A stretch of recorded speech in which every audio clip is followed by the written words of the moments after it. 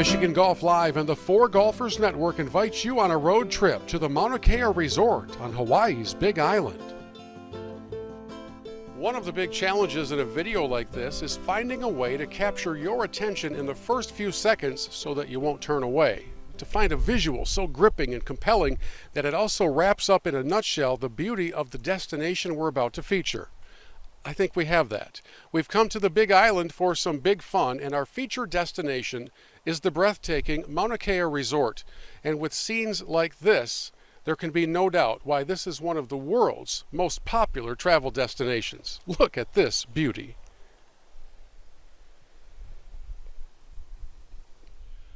Most often when I start an interview, I have a question in mind, but for Vicky Kometani, the Director of Public Relations for Mauna Kea, I start with just this. Wow. This place is crazy. Okay, interview's done, right? We're good. Thank you so much for introducing us to such a special place you call home. We are so lucky, and I pinch myself every day. I really do. I love it here. Well, as well you should. From the moment I first stepped into the lobby and walked all the way through and got a glimpse of what's currently behind us, it never ceased being that cool the whole time we were here. It has that effect on everybody, really. It's a hard place to describe. It's hard to put in writing and to put into words because there's so much that happens that is a feeling, and it happens for most people as soon as they step into the lobby. Exactly that. It took a special vision many years ago, over 50 years ago, for all of this to come into place, because until then there was nothing but a beautiful cove area here, right? Exactly. 1960, Lawrence Rockefeller was convinced by our first governor of Hawaii, William Quinn, to come and find a place on one of the neighbor islands to help develop tourism. Waikiki was booming and doing really, really well.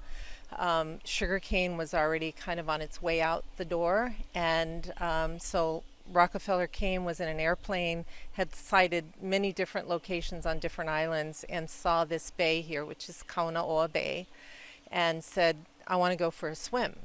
And so the plane sat down, and he went in the water and went for a swim and looked up at majestic Mauna Kea Mountain, which is, by the way, the tallest mountain in the world when it's measured from the seafloor. Just threw that in. And he said, this is where I'll put my hotel. He felt that, you know, he had the beach, so he had the anchor that he needed, and he could do anything from that point on. And 1965, Mauna Kea Beach Hotel opened, and here you are.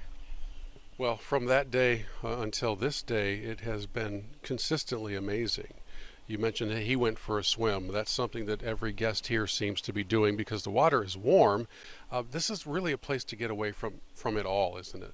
It is, and that's what its purpose and thought has been from day one, and still is today. And whether it's a honeymoon or just a couple's getaway, a family reunion, whatever the occasion is, it really becomes a special place. And I think both that, you know, we just have 252 rooms, so we're not too big, we're not too small, but you never get the sense that you know, it's busy or crowded. Everybody finds, you know, their little spot, and most of the time, yes, that is on the beach. So during the day, that's where everybody goes, and then in the evening there's, you know, fabulous places for dinner at our Copper Bar and our Manta restaurant.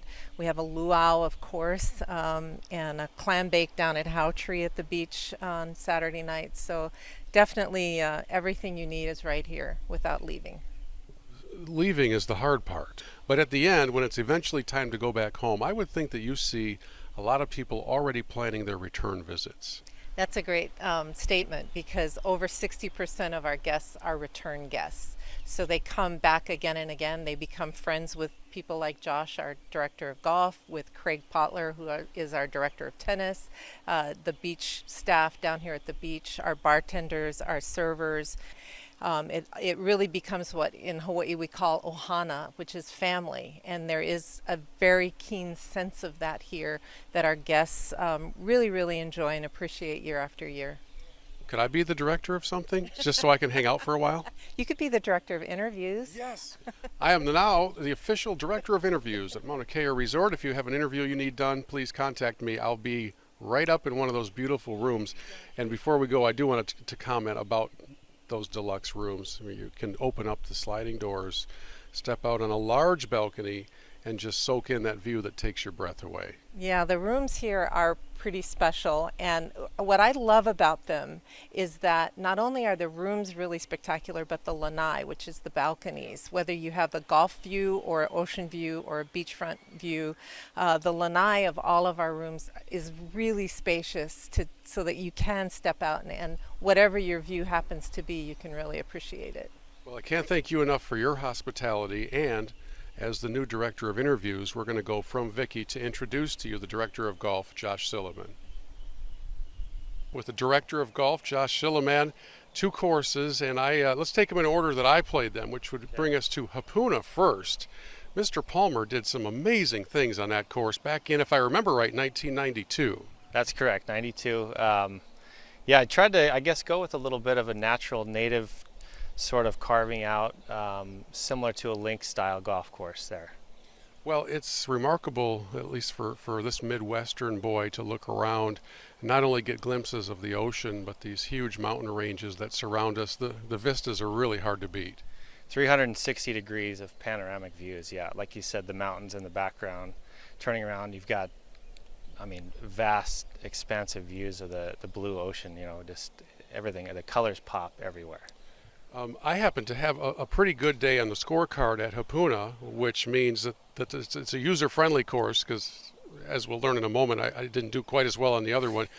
What is it to you that's the greatest challenge and maybe the character of that Hapuna golf course? I think number one, Hapuna Golf Course's views are just absolutely terrific, like I was saying before. Just every hole, 360 degrees, the ocean background.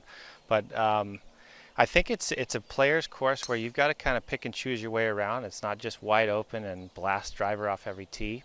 So there's a little bit of character with, you know, playing some iron shots, maybe playing it a little bit more safe. Well, if that's the user-friendly course and the greens are forgiving, that helps explain why I played a little better, because then I came over here to where we're standing on the first tee at the Mauna Kea golf course and had my jaw dropped all through the round, not just on your signature third hole, but all through the round, but also had some more challenge and a little bit more bite to it. Definitely some bite. The bunkers, I think, are the number one challenge that we hear from most of our golfers that come off of the course. There's 99 bunkers here at Mauna Kea Golf Course. I only found 91 of them, tops.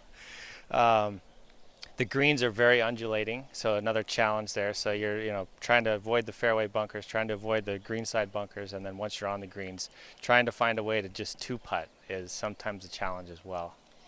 Now, I don't want to overlook the signature third hole because it really is stunning, and I read that back in its design phase it was declared or promised to be the most beautiful golf hole in the world, and I haven't really found one to beat it yet. I was going to ask you, is there one that's better that you've seen? So I agree. It's yeah, that again with the colors that are on that hole. I mean, from the blue water coming up to the black lava, up to the emerald green fairways, and then of course the white sand in the bunkers. It's pretty tough to beat, and it's, you know, the back tee being 270 yards over that blue Pacific Ocean is quite amazing. So what's it like living and working in paradise? That's a great question. Getting to do, I guess, what I love, which is golf, you know, working at a place like Mauna Kea Resort is second to none. I mean, that beach that you guys have shown, it's just one of those places where you stand there and pinch yourself and go, man, am I really standing here looking at this right now? So it's pretty special. There's a Hawaiian word, mahalo, that means gratitude, appreciation, and a whole lot of things that go along with truly embracing and enjoying a special destination like this. When it's time for you to plan your next warm weather escape, you're not going to find any place more special than Mauna Kea Resort.